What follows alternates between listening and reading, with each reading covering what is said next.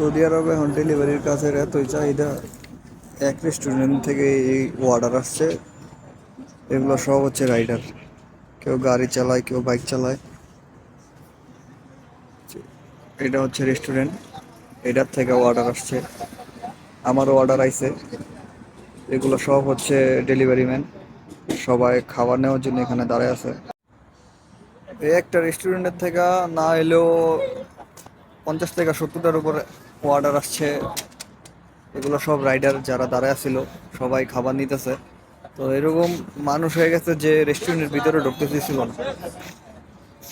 অনেক লোক হওয়ার কারণে রেস্টুরেন্টের ভিতরে ঢুকতে দিতেছিল না, তো বাইরে থেকে অর্ডার সবাই নিতেছে। তো ওই যে খাবার নিয়ে সেইভাবে ডাকতে ডাকতে খাবার দেয়, সবাই হের পিছু পিছু যেতেছে। এগুলো সব হচ্ছে অর্ডার।